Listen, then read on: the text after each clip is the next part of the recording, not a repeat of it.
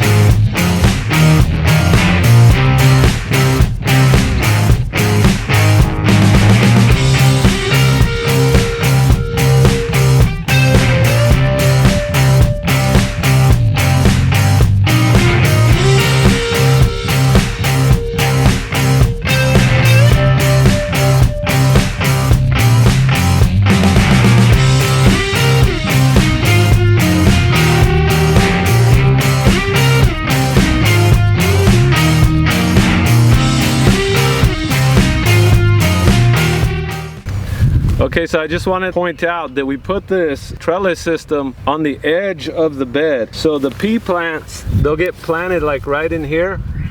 So we're leaving enough space. There's still like another 24 inches of this bed that can be used to plant a whole bunch of other stuff. So we didn't waste the bed by going vertical. We actually extended the use of the bed. So like say if we were planting peas, we could have had them go lower. Peas like to climb, like a grapevine. They have little tendrils that'll hang on to stuff. So they like to go up and then they anchor themselves. You can't allow them to grow flatter. They just don't grow as well. So this is for things that like to grow vertical and spread out. But by making it go vertical, it saves us bed space. That's my whole point. So we could actually come in here and plant something right in here. If this does get full of plants, like say this is a solid wall, it will kind of cast some shade this way for about half of the day. So this bed will be shaded out for half the day. So whatever is in here has to be able to allow about 6 to 8 hours of sunlight. It won't be able to get the 10 to 14 hours of sunlight like something that would be farther over in here.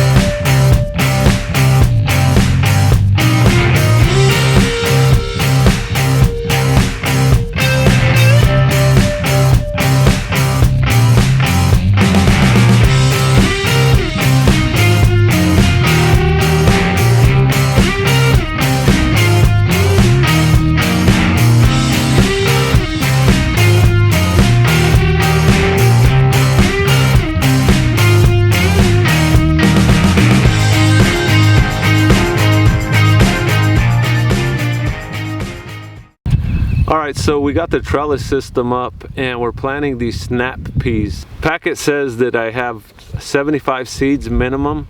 So there might be a little bit more than 75, but there's at least 75. And then it says the spacing here is 4 inches apart.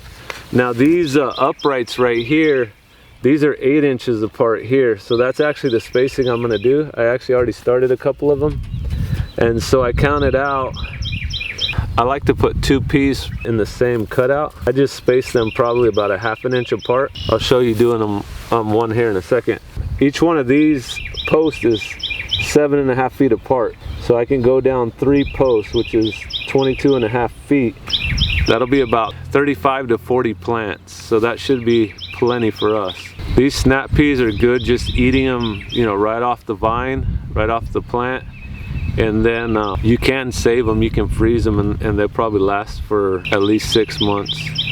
Or you could can them, they can last for about 2 years. So I'm gonna go ahead and start planting these.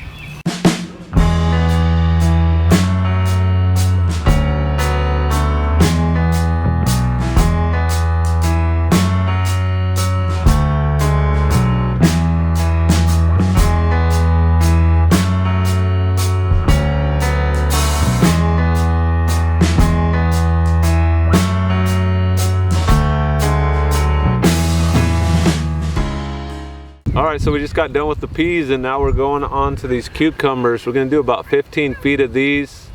Probably about 10 plants is what it comes out to. So before, on the peas, we spaced them 8 inches apart, which was the distance between here and here.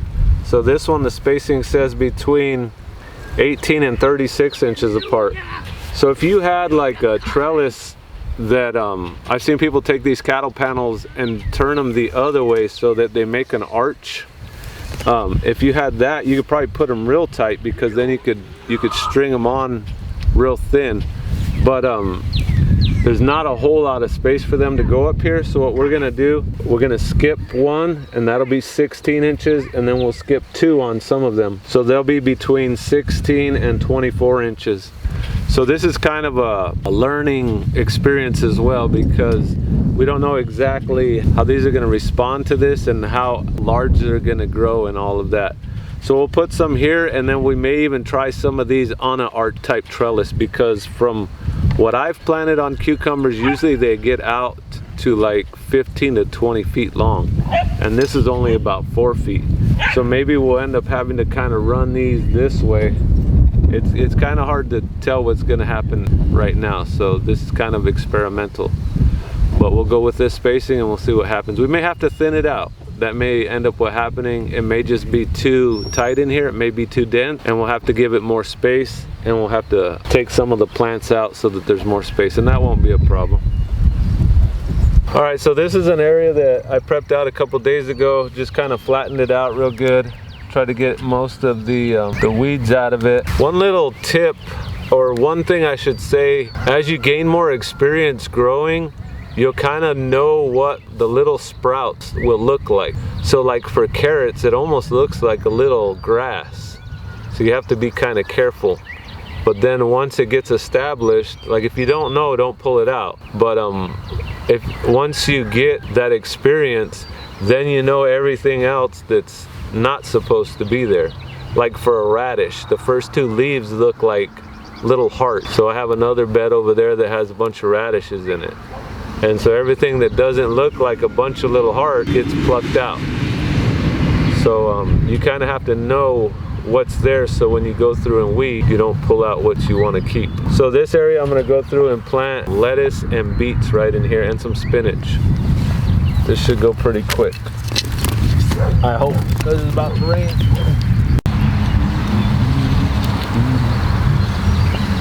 This is my planting stick. It's a nice planting stick.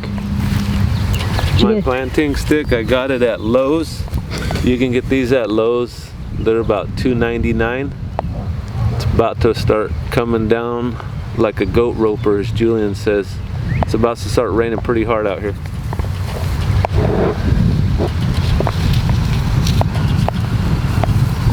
I put a little swiggle in my swaggle. Get these beets in the ground. Bam. As always, thanks for watching. We appreciate your support by watching our videos. If you have anything that you would like to see in our videos, please leave a comment below. If there's something you are planting and have had success with or want us to stay away from, please leave a comment below. Have a wonderful day.